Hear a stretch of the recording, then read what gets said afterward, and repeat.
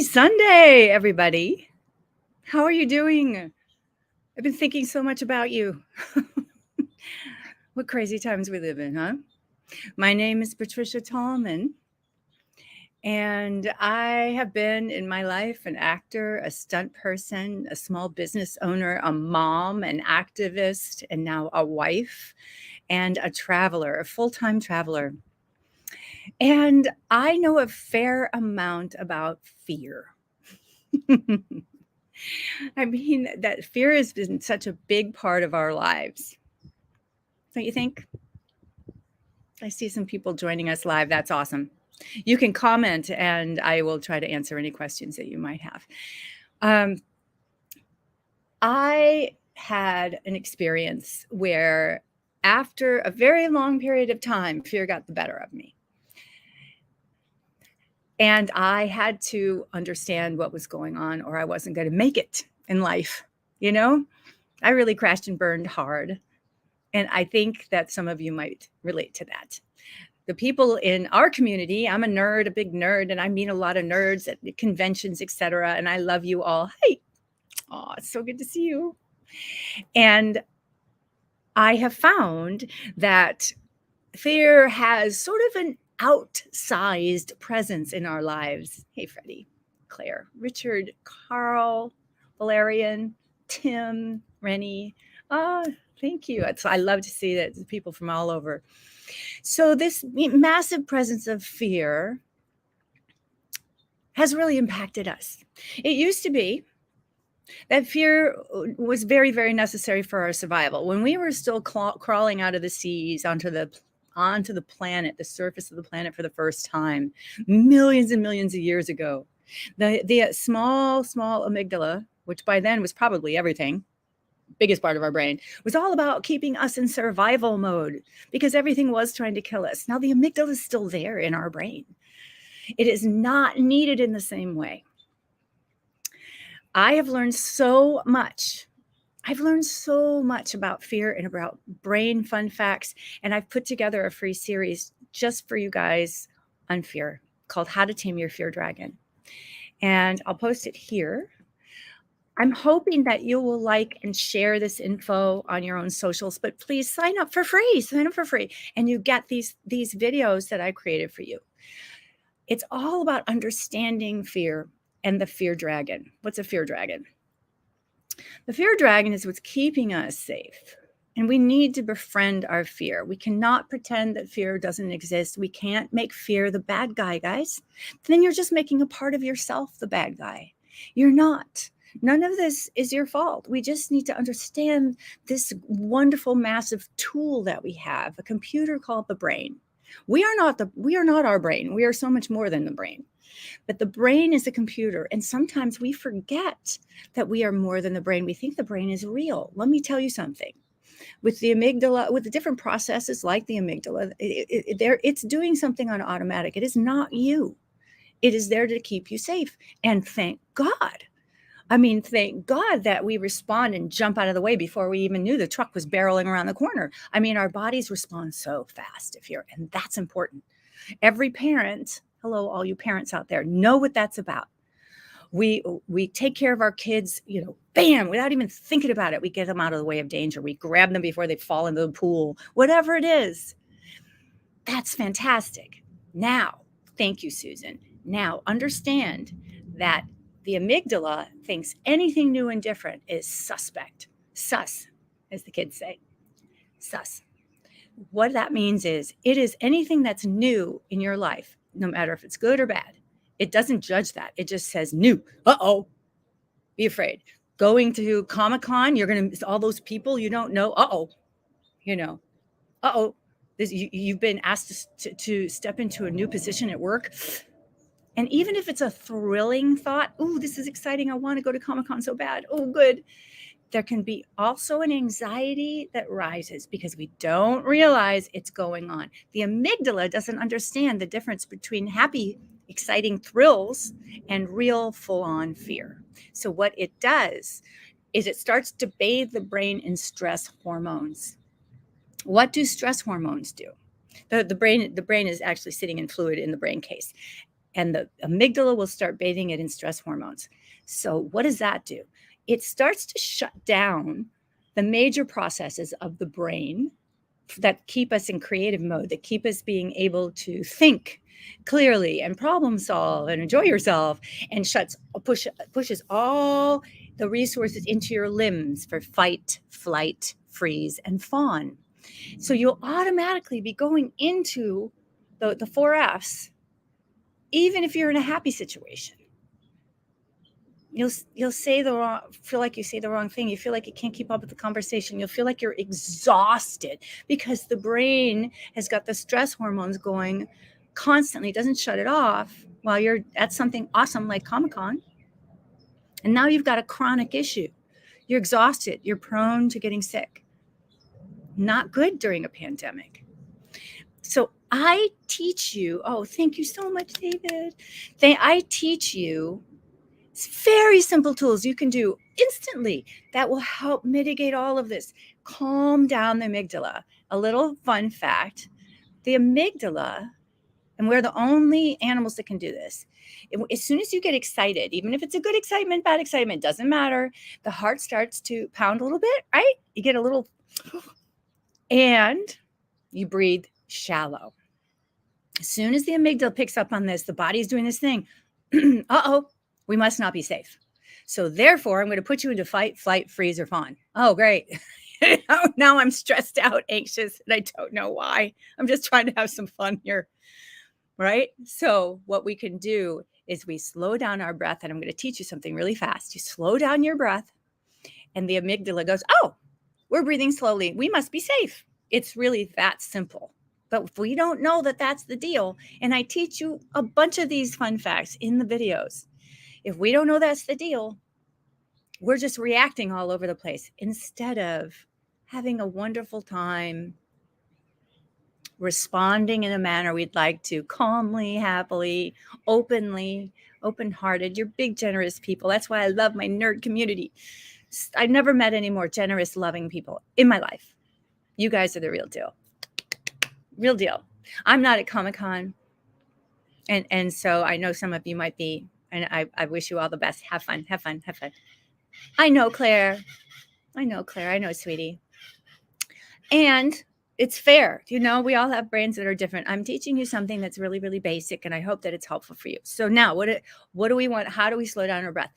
Here's the thing. We need to be a little careful about slowing down your breath, because you can also stress yourself out doing that if you do it the wrong way. And by that, I mean making it a bigger deal, like, and then holding it. You know, that is stressing yourself out again. We don't want to do that. We also don't want to hyperventilate. So that's why I like this procedure called a box breath. And the box breath is just what it sounds like. We're going to draw a box with our breathing pattern. The box might get a lopsided, might be a little mushy. Don't worry about it. We want to remember that we want to breathe deep and slow, but we want to also take it easy about it. Take it easy. Be kind. Be curious and kind. When you inhale on one side, then you float on that breath for a little while. Just suspend the breath. I don't want you to hold it. Don't feel like, just suspend it, float on that for a while until it's comfortable. And then you want to start to slowly control the exhale. Control that exhale. And then kind of at the bottom, push out the rest. And now that's all there is to it. Breathing, suspending, slow exhale, and maybe then a finishing off at the bottom. You might even think of the exhale going like being both sides, side and bottom, whatever works for you. Okay? Yes, David, I understand what that feels like. Udo, I understand what that feels like. All right, so you breathe in, float on the breath. And then when it feels comfortable, start to slow exhale out, and continue that exhale out at the bottom, and maybe give it a little push. Now inhale. Float on the breath like a bubble. That even just feels nice, just doing that, and slowly exhaling, and then exhale a little more, breathing in. Don't stress out. Just continue. And no one need know you're doing it. I've done it in conversations with other people that have stressed me out. Going into a meeting, being on a Zoom call. No one need know I'm doing it. and it calms me down. Just by relaxing, you change the chemicals. This is what Claire said.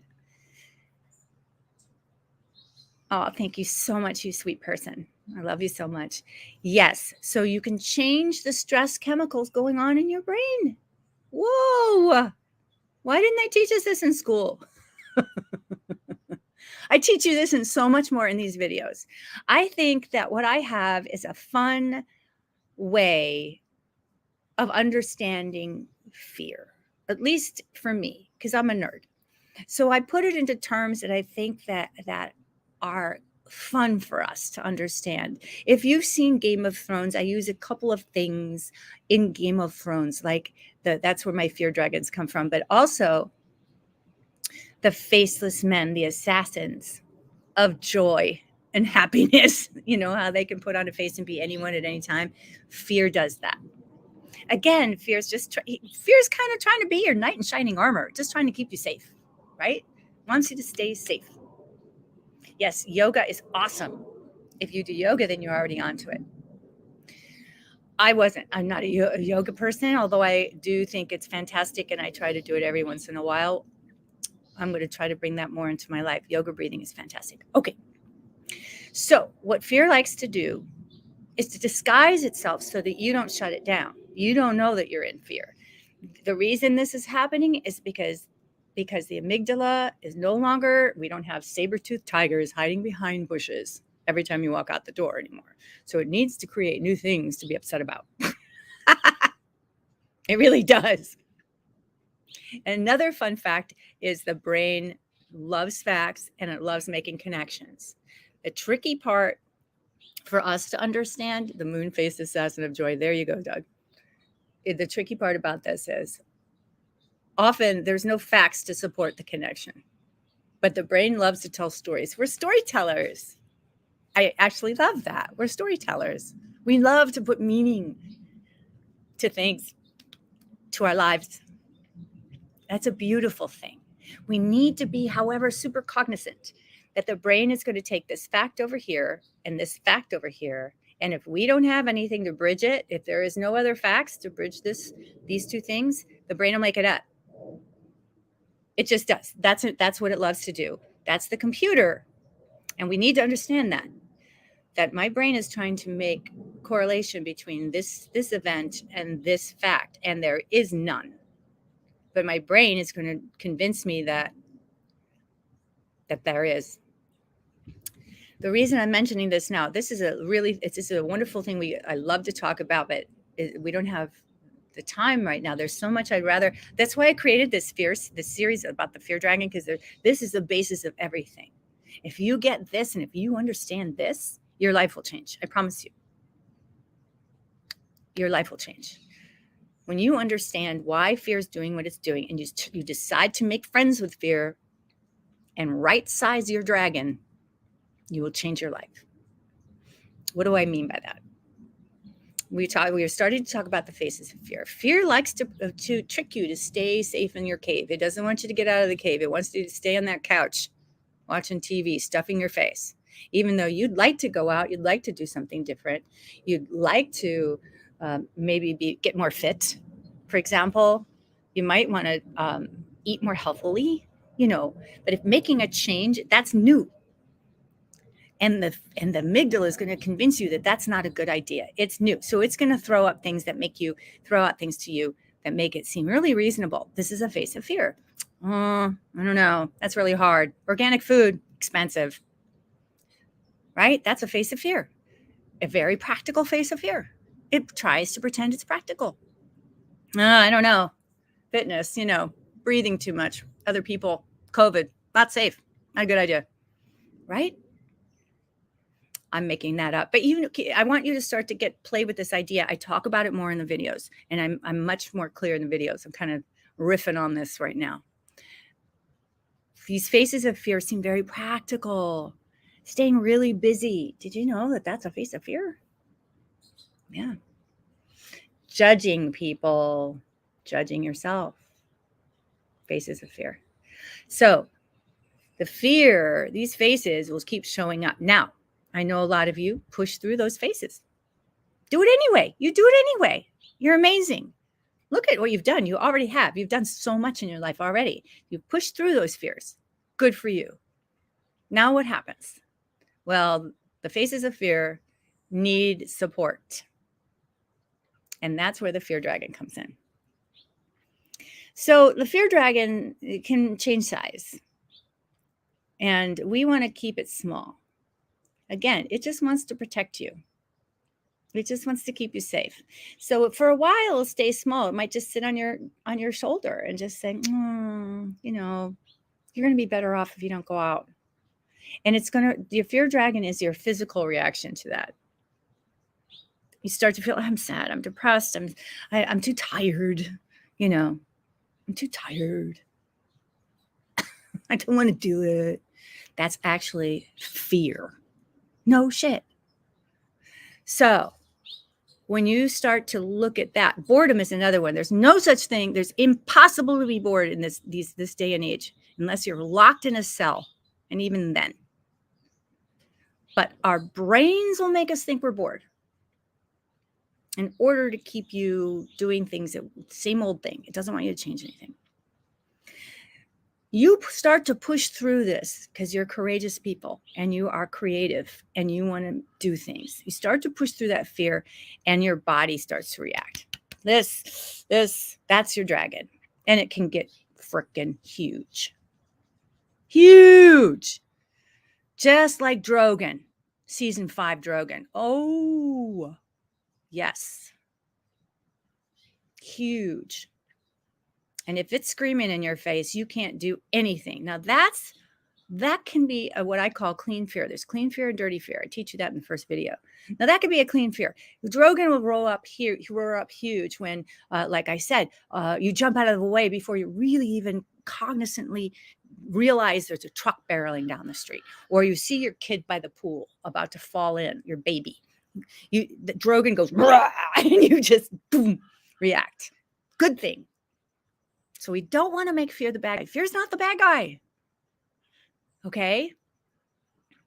But we don't want Drogon roaring in our face for me when I'm trying to balance my checkbook. And I'll end up on the floor of my office crying hysterically because I can't deal and I can't think because I'm all in fear. And now my problems are like this. And what do? I avoid it. And what happens to my problems? Get bigger. The IRS is like, hello. Right? And if I just calmed the fuck down, dealt with it in the moment, it would be over. I'd have dealt with it. I would have been proud of myself for dealing with it. And I am dealing with it. Don't worry about me. I'm good. Please sign up for the videos because it's going to help you. And then what you're going to get right away in the first video, what you're going to get is a link to pop into our community for free. It's all free. It's all free. Come in and we'll talk about these things. Right now, I'm starting to ask people what their goals are, because goals are a great one, because goals are a great way to get your fear dragon going. If you have a goal, there's a reason you don't already have it. And you're going to bump into that. Those are called limiting beliefs. This is where it all starts. So the limiting beliefs are going to start to inform, hey, they're going to call the assassins of love and joy and progress, and creativity. They're going to call up the faces of fear and say, hey, here she goes. Here he goes. Here they go into pushing towards a goal. We got to stop them. So the faces start to appear. And you push through anyway because you're determined. You really want this thing. You really want to start your own business. You really want to go to Comic-Con. You really want to take a trip. So you start to push through it. You want to ask that person out. The fear dragon now. The fear dragon's right there at the mouth of the cave, getting bigger to keep you safe in your cave. I know we used to call it a comfort zone, right? It's not a comfort zone. It's not comfortable. It's not. It's the opposite. It's the cave of complacency, and it keeps you sad, keeps you full of this low-level anxiety, and it keeps you from achieving your dreams. So you start to lose hope. You lose confidence. Right. That is perfectionism, Susan. That's a face of fear. Got it too. Yep. It's just a face of fear. So the thing to remember about Susan, to remember about procrastination, the fear of doing it wrong, or perfectionism is that you've already failed by not doing it. Oh, I'm afraid to do it wrong, so I'm not going to do it at all. We all do this. We all know this one. Well, now you've already failed because you're not doing things. I have done that so many times, believe me. And I've learned that I don't want to have regrets. So that motivates me to push through my fear, to right size my dragon. And I teach you how to right size the dragon. And we'll talk about that another time. Caves are cold and rough. They are lies. They make you know, it's like they put in a comfy couch and they distract you with TV and your favorite shows and potato chips, bottles of wine, whatever it is, that's your thing. And you think, oh, this is comfy. No, it's not. You're being bad to your body, which is going to get you sick eventually. You're not doing what you really want to do, which gives you the zhuzh in life. That gives you the excitement in life. It makes you feel so good. I'm going to put this up. Thank you. Thank you so much, Victoria. You give me hope when I see young people responding and getting this, because, had I known this in my 20s, holy crap. I'm in my 60s, kids, and I'm still reinventing my life. And you can too. And it is never too late. That's a lie. That's a face of fear. It's too late. Bullshit. Fear is a friend. Fear is necessary. We need it. So what you can do when your fear is just sitting there and you're feeling anxious, ask it. I like to name things. I'm an actor. Okay, so I like to ask. I like to name things. My little dragon is Norbert from Harry Potter. Like when he first hatched out of the egg, and Hagrid has this little dragon. That's Norbert. I can talk to Norbert.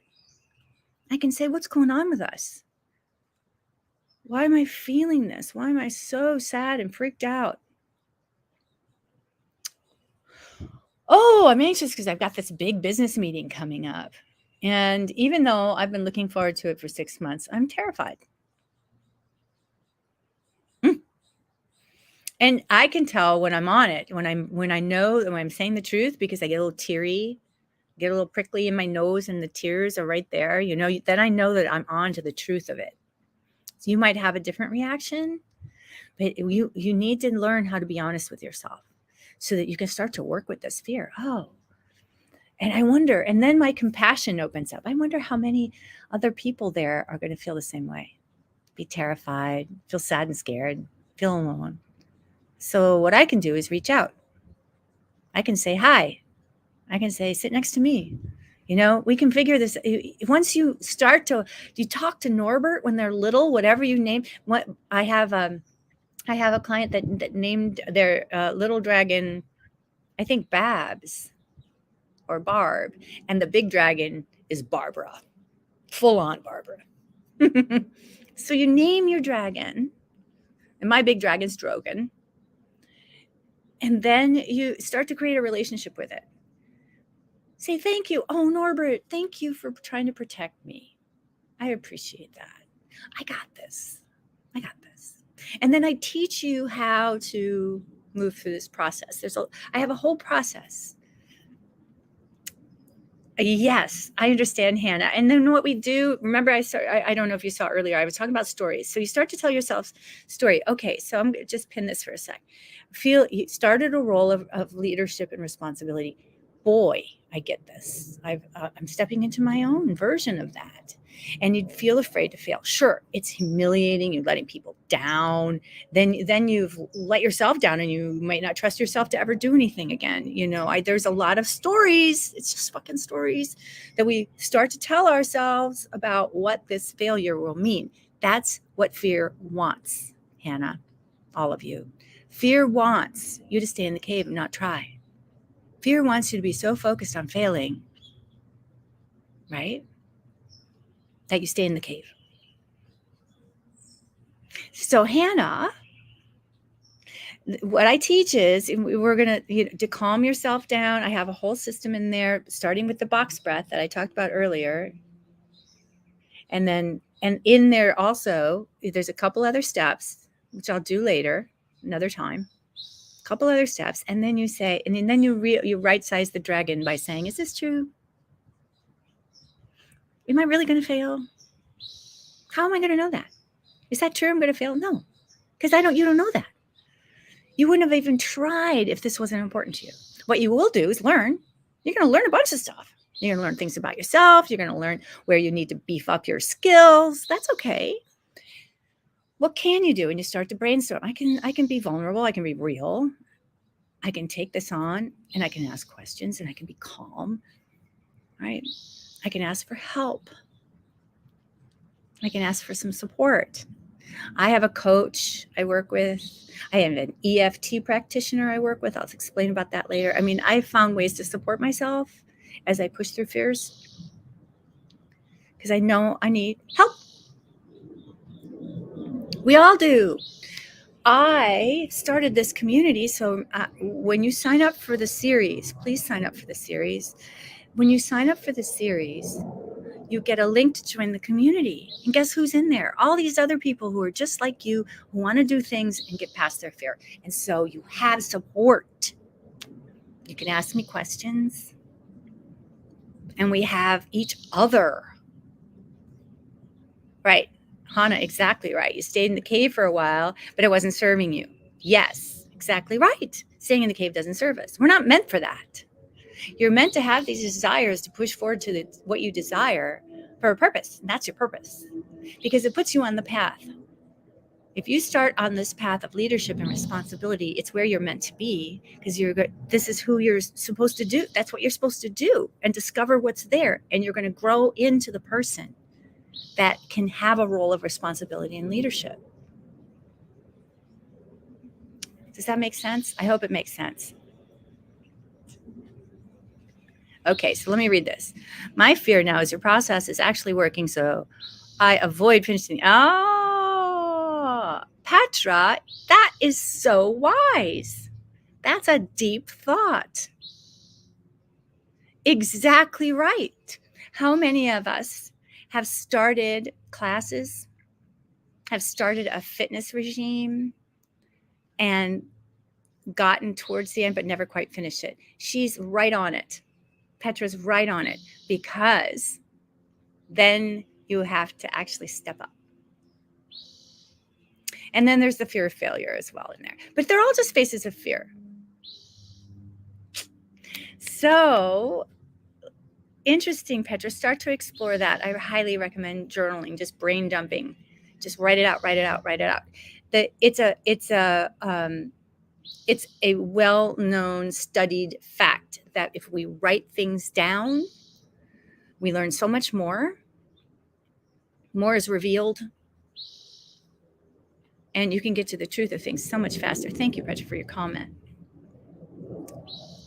You guys are really, really, yes, thank you, Claire. So it is a really beautiful group of people. And thank you, Victoria. Victoria is reiterating that this is a great group to pop in. So come on in. But all you have to do, should I put the whole thing in? I'll put the whole thing in again. So this is my spiel. This is what I just popped into the chat is something that you can share. I would really appreciate it if you shared it with folks. Thank you. Mm-hmm. So, did anyone else like the movie Finding Nemo? Thanks, Susan, for mentioning this. Yes, exactly. So right? So Finding Nemo wants to try things, but his dad's so overprotective, and his dad had a huge fear dragon, right? The shark came in and ate all the other eggs and his wife. It's a very sad beginning, right? Yeah. And so, of course, he was afraid to let his son experience anything. He was so overprotective. The dragon gets overprotective. Fear of asking the wrong questions. Right. Because what? Doug, what's behind that? So Doug is saying fear of saying too much, fear of asking the wrong questions. What's behind that? What's going to happen? What's the result that fear is telling you is going to happen if you say too much? I get afraid of asking questions because I'll look stupid. then they're not going to like me. It always goes back to a deeper fear and a more core fear. Our survival depends on others. I hate to tell you this, kids, because I know so many of us are like, I hate people. People are too much. People. Guess what? Everything you want comes from somebody else. Everything. The food you eat, the money you make, everything comes from somebody else. And you're bringing that to the table too. So let's not say we hate people, because that's just dumb.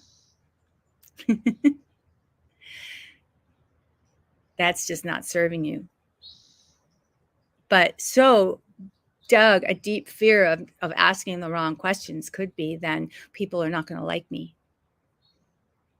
People, and that is a core fear, because you won't survive.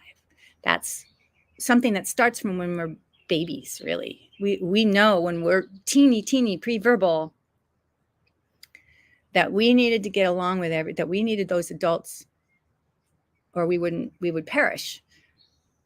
We just instinctively know we need others or we'll perish. So we're afraid to rock the boat. We're afraid to be who we are, because we believe we're not enough, not smart enough, not pretty enough, not sexy enough. It goes on and on and on. This is all fear. Doug, really good point. Thank you for saying that.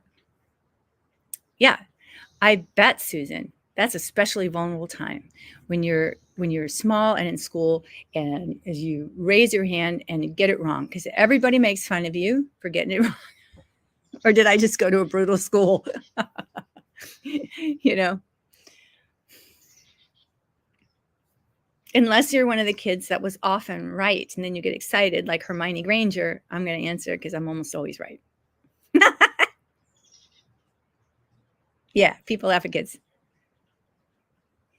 Oh, I know, Susan. That's so true. We need to be kind. So Susan just says, and I think this is good. Let's be kind to people who ask questions. Doesn't matter how old they are, but especially kids. Come on. Oh, yeah. Hannah, when you would do stunts, did you get the same fears as sure. I mean, I was always amped up around stunts, either full on afraid or just amped up. You know how athletes get amped up. Everybody gets amped up to do the thing. And what that's doing is exactly what I said. With the amygdala starts bathing the brain in stress hormones and fight or flight. So obviously for doing a stunt, in that case, we're definitely in fight, because you're moving.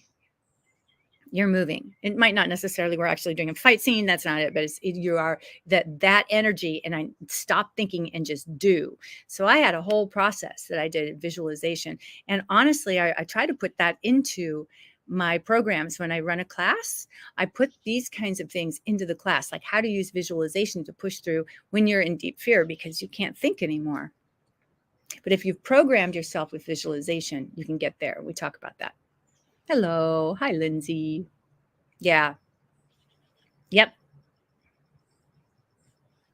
Aw, David, I love hearing that.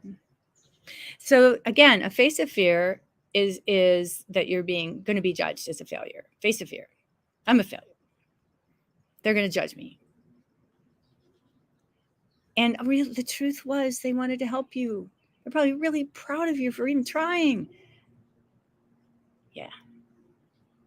I feel like I've yammered on and on long enough, but you guys are so great. I love talking to you. And I'm going to use StreamYard more often and be on YouTube. I didn't know I could do that, and Facebook at the same time. I'm learning new technology. Face of fear for me is being stupid.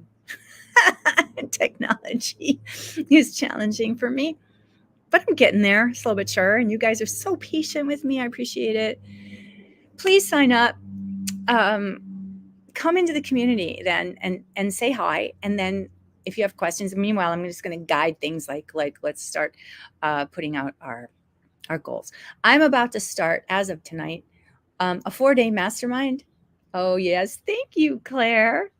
I also include in the series, the videos, you get 3 classes plus a guided meditation, help calm stuff down, give yourself a chance to restore and rest. And then I also do like a summary at the end. Now, are these videos perfect? No, I know they're not perfect, but I think that they can help anyway. I think that they're a step for me, and I have to push through my critical part of my brain, like perfectionist part of my brain, and just keep doing things, even if it's not perfect. And it's never going to be perfect. It'll just be what it is, and hopefully, it'll be good enough for you to get something good out of it. That's what I'm hoping. Oh, thanks, Claire. So what I was saying is I'm about to go into a mastermind for the next several days, and I probably won't be here much. I don't know that I'll have the time, but I will be later. So it really helps me if you share the blurb I put in there. Maybe I'll post it one more time if you would share it, because I really want everyone to get this video. I really think that these are going to help. Sorry, I don't know if that's good. Anyway, maybe somebody else can post funny things. Is that only posting the last bit? Oh, I see. It breaks it all up in a very confusing way. I see. Okay. All right. Thanks so much for you guys for being here. Have a great rest of your day or evening, depending on where you are. I'll try to be back. And next time you see me, ask me some questions. So watch the first video at least so you can ask me some questions. Okay. Much love to you. Be good. Stay open-hearted. Breathe. Practice the box breath that I taught you. Okay. Mwah. Bye-bye.